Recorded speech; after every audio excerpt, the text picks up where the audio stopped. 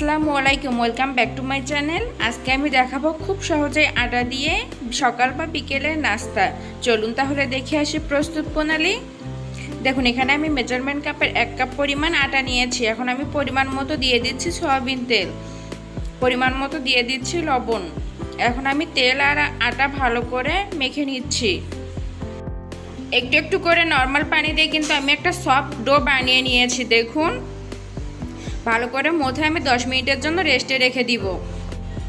উপর থেকে একটু তেল দিয়ে দিচ্ছি। তেল দিলেও ডোটা আর ফেটে যাবে না, অনেক সফট হবে ডোটা। এজন্য আপনারাও চেষ্টা করবেন। দেখুন, এখানে কিন্তু আমি 2টা সেদ্ধ করা আলু নিয়েছি। এখন আলু 2টা আমি ভালো করে মথে নিচ্ছি। আপনারা চাইলে কিন্তু এখানে আলু কম বেশিও করে নিতে পারবেন। আপনারা চাইলে বেশি করে আলু সিদ্ধ করে পুর হিসাবে ভিতরে দিতে পারবেন।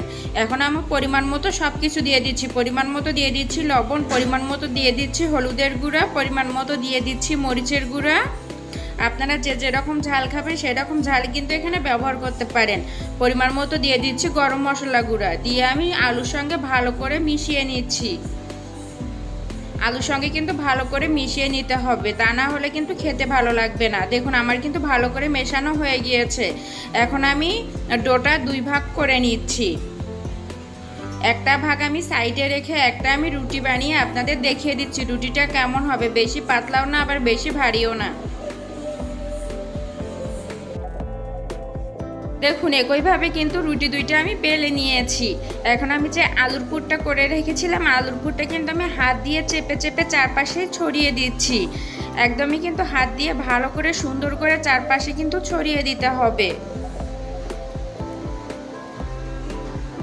দেখুন আমি কিভাবে ছড়িয়ে দিচ্ছি। দেখুন, আমার কিন্তু ছড়িয়ে দেওয়া হয়ে গিয়েছে। এখন আমি যে আরেকটা রুটি বেলে রেখেছিলাম সেই রুটিটা এখানে উপর দিয়ে দিয়ে দিচ্ছি। দিয়ে কিন্তু হাত দিয়ে ভালো করে চেপে চেপে লাগিয়ে দিচ্ছি, যাতে আলুর পুরটা কিন্তু বের না হতে পারে।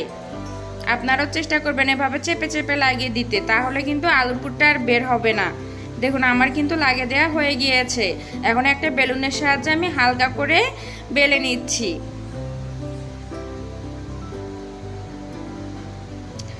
দেখুন, আমার কিন্তু বেলে নেওয়া হয়েছে। এখন আমি যে বাঁকা অংশগুলো আছে এগুলো কেটে কিন্তু বাদ দিয়ে দিব। এখন আমি লম্বা লম্বা করে কিন্তু কেটে নিচ্ছি।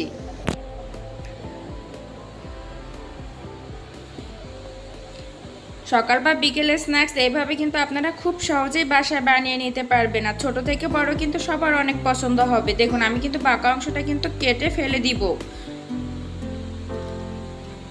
দেখুন, আমি কিন্তু মাঝখান থেকে এখন কেটে নিচ্ছি।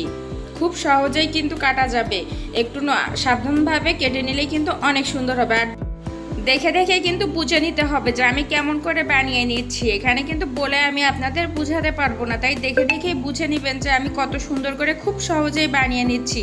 দেখুন, 2 মাথা আমি আগে লাগিয়ে নিচ্ছি, তারপর আরেকটা মাথায় আমি হাত দিয়ে চেপে চেপে লাগিয়ে নিচ্ছি। দেখুন, আমার কিন্তু সবগুলোই বানানো হয়ে গিয়েছে আর দেখতে কতটা সুন্দর লাগছে।